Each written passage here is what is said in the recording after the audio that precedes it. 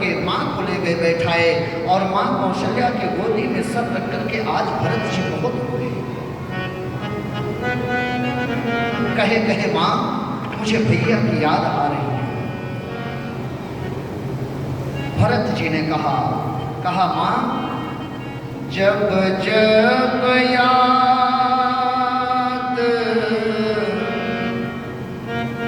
पड़े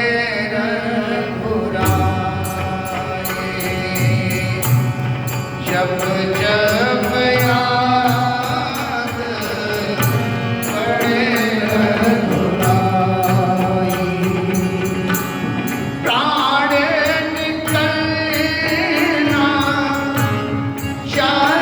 चाहे माई जब जब याद पड़े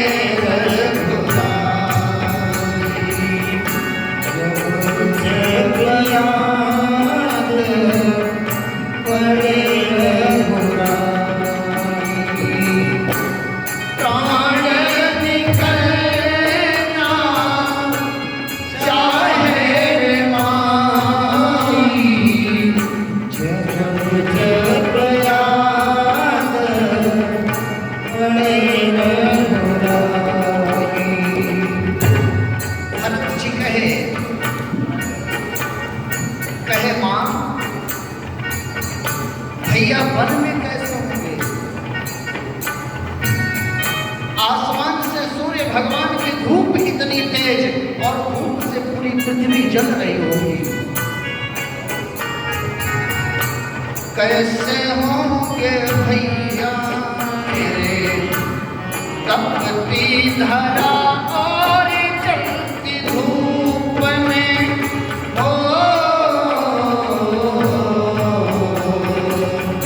कैसे होंगे भैया मेरे तपती धरा और चलती धूप में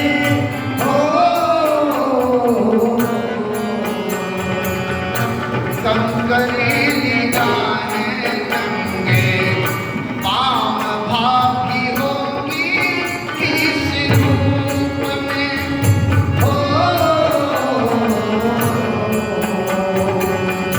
कंकरी निगाहें नंगे पाँव भागी होगी किस रूप में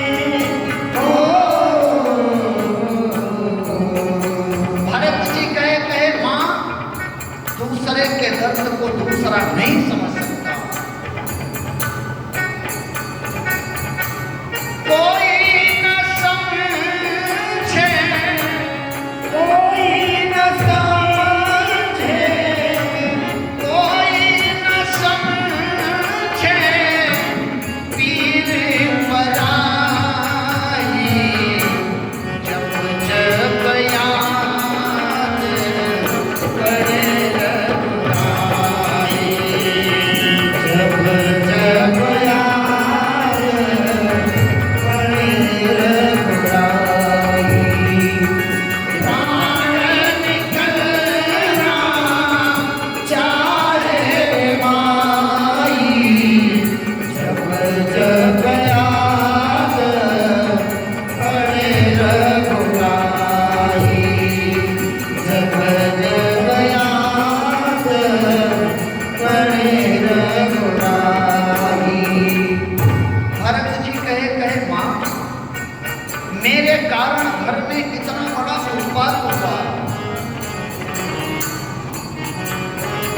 ऐसा लगता है मेरा मन ये कह रहा है कि भैया कहीं मुझे मेरा त्याग न कर दे। भरत जी ने कहा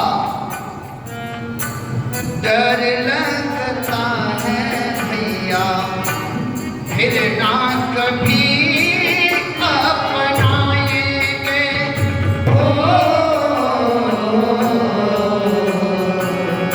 डर लगता है भैया मुझे ना कभी अपनाएंगे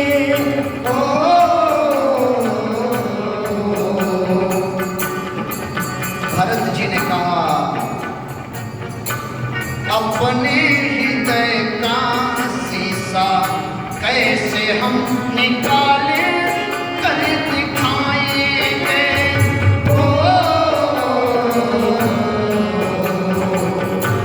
अपने हृदय का शीशा कैसे हम निकाले कर दिखाएंगे।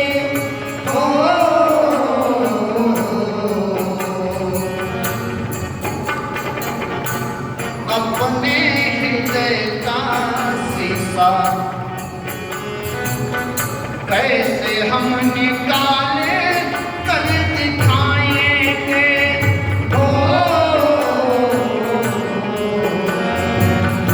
अपने हृदय का शीशा कैसे हम निकाले कर दिखाएंगे।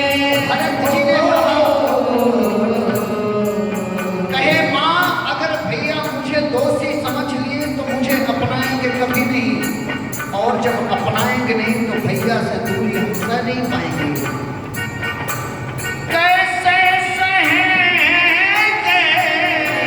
कैसे सहेंगे, कैसे सहेंगे हम ये लंबी जुदाई। जब जब याद पड़े रघुराई, जब जब याद पड़े रघुराई। मार निकलना चाहे माई, जब जब याद पड़े रघुराई, जब जब याद पड़े रघुराई, जब जब याद पड़े रघुराई। भरत जी ने कहा माँ अगर भैया ने मेरा त्याग कर दिया ना तो मैं ये जुदाई सहन नहीं कर पाऊंगा।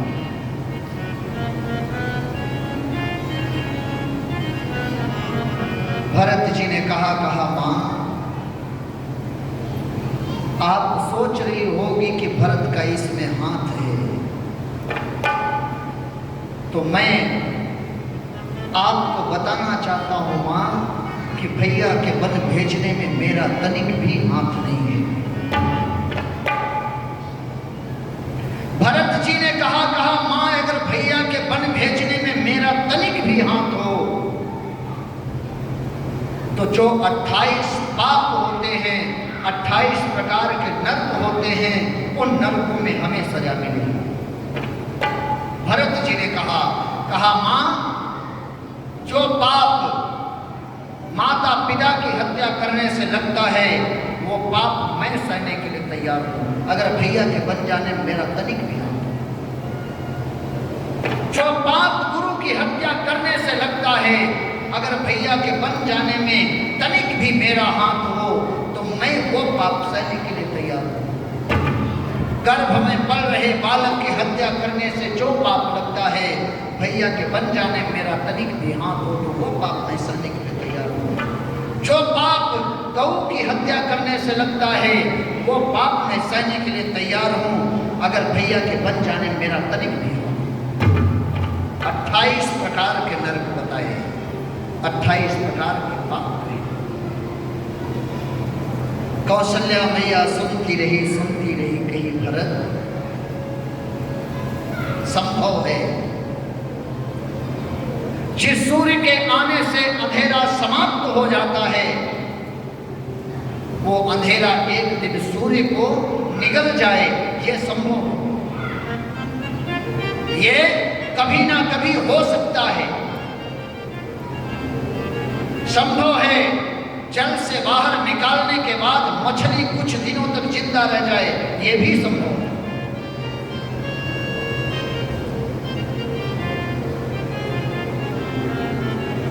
ज्ञान होने के बाद मोह रह जाए, ये भी संभव है। लेकिन मेरा भरत अपने भैया के विरुद्ध हो जाए, ये किसी काल में भी संभव, किसी युग में भी संभव नहीं। कौशल्या मैया की ये बात। पूरी रात भरत जी एक बात कहे मां, जानती हो मेरा जन्म क्यों हुआ है?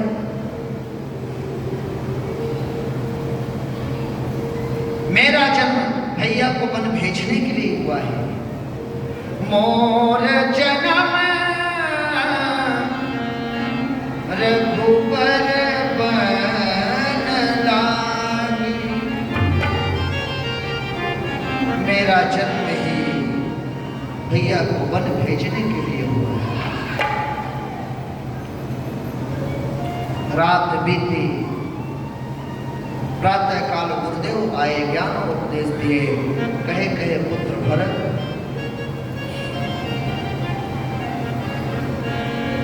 चल करके आप अपने पिताजी का क्रियाकर्म करिए। गुरुदेव ने सरयू मैया के किनारे चंदन की लकड़ी की चिता बनवाई और भरत जी जा करके पिताजी का दाह संस्कार किए। 10 गात्र संस्कार हुआ, त्रयोदशा संस्कार हुआ, श्राद्ध कर्म हुआ, बड़े विधि विधान के साथ हुआ। आजकल हम सभी कहते हैं कि हमारे घर में हमारे यहाँ पितृ दोष है। सभी कहते हैं ना पितृ दोष। पितृ दोष क्यों आता है पता है? हम अपने पितरों का अच्छे से क्रियाकर्म नहीं किए हैं, इसलिए हमें पितृ दोष आ रहा है। यहाँ का क्रियाकर्म हम लोग जानते हैं, आज मिट्टी हुई, आज दाग दिया गया और कल से सभी जब सब कुछ खाना शुरू कर देंगे। ये कुछ होने वाला नहीं है। गरुड़ पुराण को पढ़िएगा आप सभी लोग। गरुड़ पुराण में कैसे कैसे क्रियाकर्म किया जाता है, गरुड़ पुराण में सब बताया गया। रुका हुआ काम, अगर पितृ आपके कष्ट में हैं, प्रेत योनि में गए हैं, तो आपका कोई भी कार्य अच्छे से सरलता से नहीं हो सकता। आप फंसे रहोगे उसी में।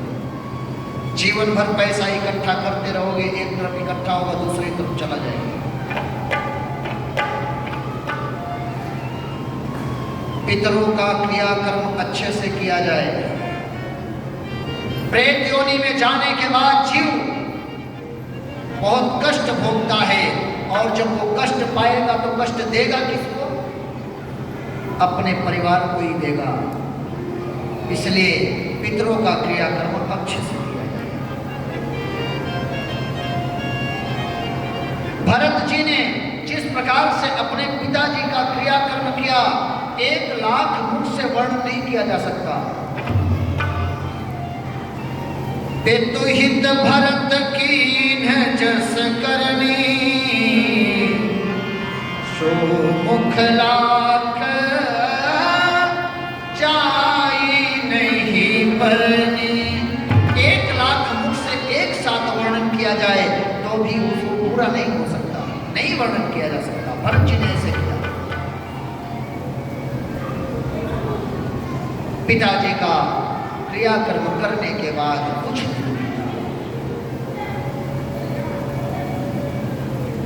गुरुदेव देखे कि राज सिंहासन सूना पड़ा है।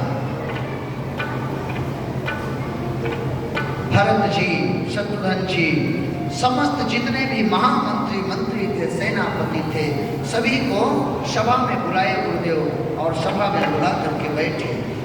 भरत जी और शत्रुघ्न जी को अपने बगल में बैठाए और गुरुदेव लगे समझाने।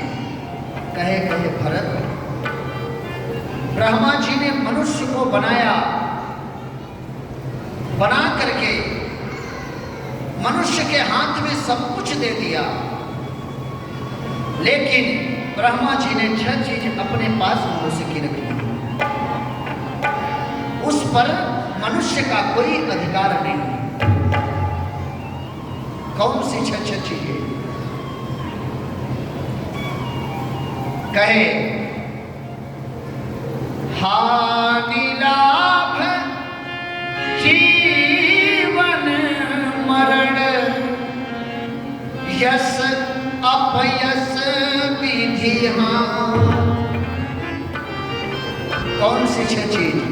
हानि, लाभ, जन्म, मृत्यु, यश, अपयश, ये छह चीज ब्रह्मा जी ने अपने हाथ में रखी। हम सभी क्या हैं?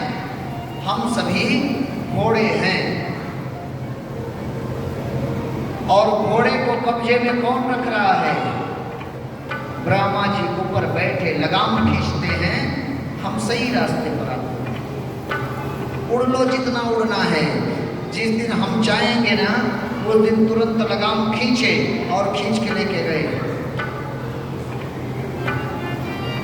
दुकान हम खोलते हैं, दुकान में माल भरते हैं, किसके लिए?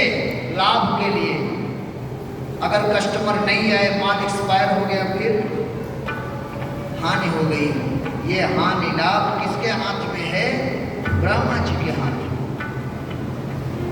जन्म देना और मृत्यु, ये भी ब्रह्मा जी के हाथ में है। यश और अपयश, आप अच्छे कार्य के लिए जा रहे हो, रास्ते में कुछ घटना हो गई, फिर क्या होगा? आप तो यश करने जा रहे थे, लेकिन आपको लगा क्या? अपयश। गुरुदेव ने कहा भरत, आपके पिताजी सोच करने लायक नहीं है। आपके पिता जैसा तीनों काल, भूत, भविष्य, वर्तमान, प्रेजेंट, पास्ट, फ्यूचर, तीनों बताए। कहे आपके पिता जैसा पिता, भयो न अहै न अब हो निहारा, हो भरत जस पिता तुम्हारा। आपके पिता जैसा तीनों काल में पिता अब नहीं होने वाले। आपके पिता सोच करने लायक नहीं है, आप रोइए। आपके पिता की बड़ाई स्वयं ब्रह्मा किया करते हैं, शंकर किया करते हैं। और जब आपके पिताजी स्वर्ग में जाते थे, तब इंद्र अपने सिंहासन को छोड़ करके आपके पिताजी को बैठाते थे। आप चार भाई, राम, लक्ष्मण, आप और शत्रुघ्न, चार जिसके पुत्र हों, वो पिता सोच करने योग्य नहीं है। मत सोचिए, मत रोइए पिताजी के लिए। आपके पिताजी को प्राण नहीं प्रिय था, आपके पिताजी को वचन प्रिय था।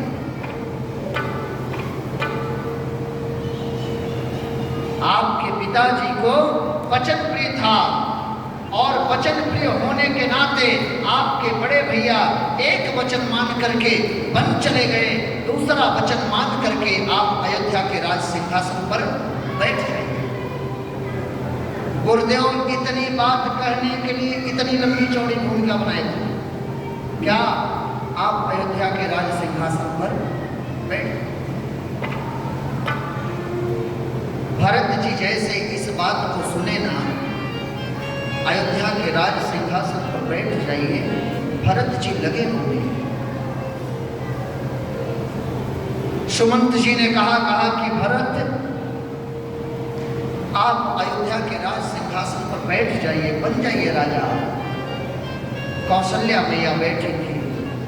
कही भरत, इस समय कायरता दिखाना अच्छी बात नहीं, तो राज सिंहासन पर बैठ जा।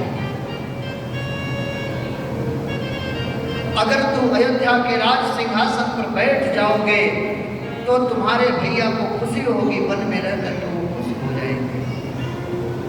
स्वर्ग में बैठे हुए तुम्हारे पिता का दूसरा वचन में पूर्ण हो जाएगा।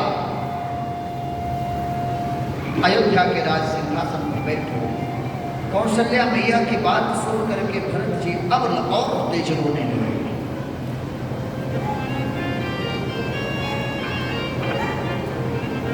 गुरुदेव ने कहा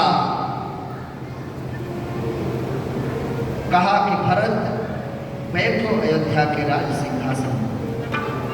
भरत जी रोए और रो करके लगे सोचने। गुरुदेव ने एक बात कहा कि अभी राजा बन जाओ, जब आपके भैया आएंगे तो वापस आप उन्हें अपना ये ताज दे देना, उनका राज्य आपसे कर देना। सौंप्यो राज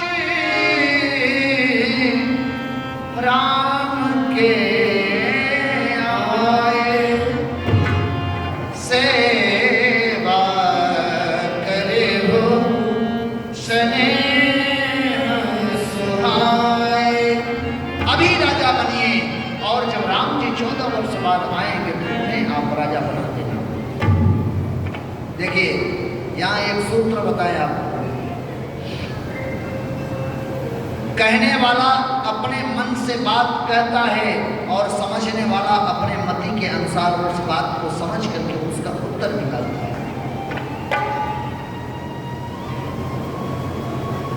कहने वाला अपने मति के अनुसार कहता है और समझने वाला अपने मति के अनुसार सुन करके उसका अर्थ निकालता है।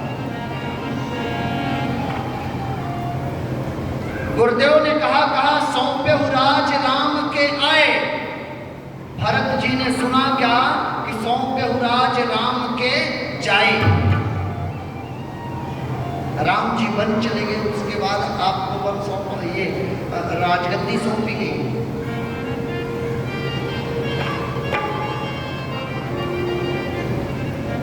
एक भाई साहब थे, बाथरूम में स्नान कर रहे थे, उनका 5 साल का बेटा था। तब तक उनके दोस्त आए और आ करके बेल बजाए। बच्चा गया, दरवाजा खोला तो जो दरवाजे पर खड़े थे उन्होंने कहा बेटा तुम्हारे पापा घर पर हैं क्या? कहा हाँ। बोले कहाँ हैं? बोले बाथरूम में स्नान कर रहे हैं। कहे जा करके उनसे बता दो कि फला अंकल जी आए हैं। अब वो बच्चा गया और जा करके बाथरूम के दरवाजे को ठोका, पापा पापा फला अंकल आए हुए। बाथरूम से आवाज आई, रोको मत जाने दो। क्या आवाज आई? रोको उनको जाने मत दो, रोको मत जाने दो।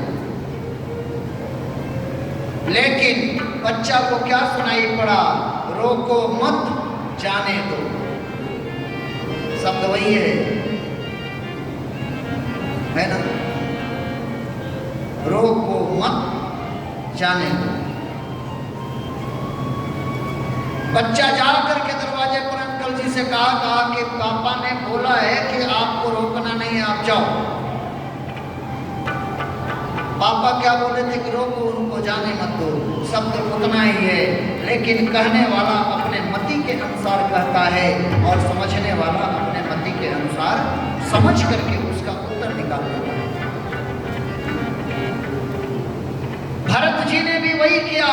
गुरुदेव ने कहा आप अयोध्या के राजा बन जाइए, सौंप्यहु राज राम के आए। लेकिन भरत जी सुने क्या? सौंप्यहु राज राम के जाए, भैया बन चले गए। फिर पिताजी ने मेरे लिए राज सौंपा। भरत जी लगे रोने। गोस्वामी जी कहते हैं कि भरत जी इतना रोए, सानी सरल रस मातु बानी, सुन भरत व्याकुल भये। सानी सरल रस मातु बानी, सुन भरत व्याकुल भये। लोचन सरोर हर्षवत सींचत, विरह उरय उरय। लोचन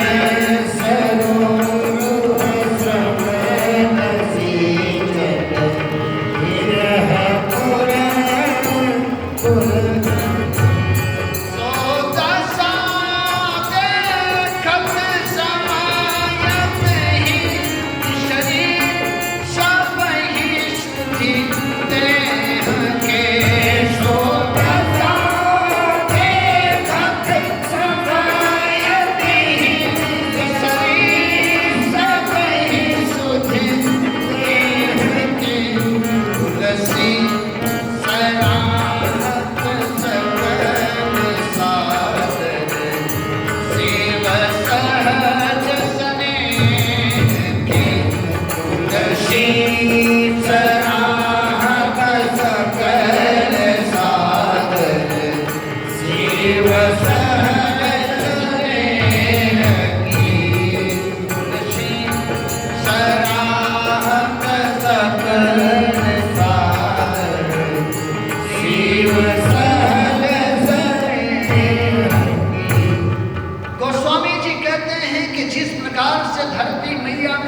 बोया जाता है और आसमान से बादल जब बूंद बूंद बारिश करते हैं, उस बीज पर जब पड़ता है तो वो बीज अंकुरित होता है। भरत जी के हृदय में अभी अभी क्या पड़ा है? विरह रूपी बीज। पता चला कि पिताजी नहीं रहे और भैया भी बन चले। भरत जी के हृदय में विरह रूपी बीज पड़ा हुआ था कई दिनों से। आज जैसे ही मां कौशल्या बोली कि भरत अयोध्या के राज सिंहासन पर तुम बैठ जाओ, भरत जी आंसुओं से अपने हृदय के विरह रूपी बीज को अंकुरित किए। भरत जी बहुत रोए। भरत को रोता देख पूरी की पूरी सभा एक तरफ से पिसरी सभी सुध देह की सभी अपने अपने शरीर की सुध भूल गए कि मैं कहाँ बैठा हूं। इतना सभी रोने लगे एक तरफ से। भरत जी को गुरुदेव ने समझाया, लेकिन भरत जी अपने आप को स्वयं संभाले और संभाल करके कहे गुरुदेव आपसे मेरे कुछ प्रश्न हैं, मेरे प्रश्नों का उत्तर दे दीजिए।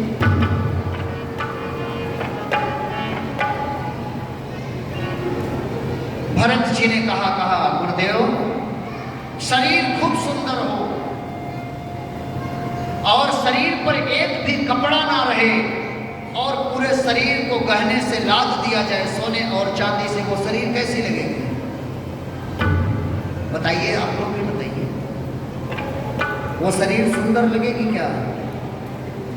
शरीर पर कपड़ा ना हो, सिर्फ गहने से लदे हुए शरीर नहीं लगेगी। गुरुदेव ने कहा अच्छी नहीं लगेगी। भरत जी ने कहा अच्छा गुरुदेव ये बताइए, मन में वैराग्य ना हो और कोई ब्रह्म की चर्चा करे तो कैसा लगेगा? गुरुदेव ने कहा व्यर्थ लगेगा। शरीर में अनेक प्रकार के रोग हों और उस रोगी के सामने 56 प्रकार का भोग रख दिया जाए, कैसा लगेगा उसको? किसी काम का नहीं है। यदि हृदय में प्रेम नहीं और हम जप तप और व्रत की चर्चा करें तो कैसा लगेगा? किसी काम का नहीं। अच्छा गुरुदेव ये बताइए, शरीर खूब सुंदर हो और उसमें प्राण ना हो तो वो शरीर कैसी लगेगी? गुरुदेव ने कहा व्यर्थ लगेगी। भरत जी ने कहा गुरुदेव शरीर पर गहने खूब हो और कपड़े ना हो तो वो शरीर किसी काम की नहीं। मन में वैराग्य ना हो और हम ब्रह्म की चर्चा करें वो व्यर्थ है। शरीर में रोग हो और 56 प्रकार का भोग रखा रहे वो सब व्यर्थ है। शरीर खूब सुंदर हो और उसमें प्राण ना रहे वो शरीर किसी काम की नहीं। उसी प्रकार से इस अयोध्या में सब कुछ है, मेरे राम भैया नहीं है, इसलिए मेरे लिए अयोध्या व्यर्थ। ये अयोध्या मेरे लिए किसी काम की नहीं है।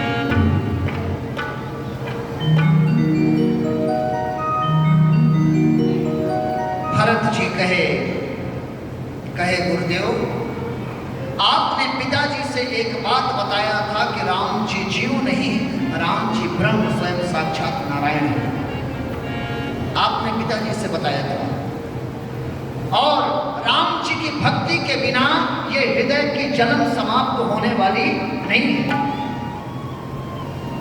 जास भजन बिन चरण न जाए। इसलिए गुरुदेव मैं आपसे एक बात बता रहा हूं, मैं आपसे आज्ञा नहीं ले रहा हूं। गुरुदेव से अगर भरत जी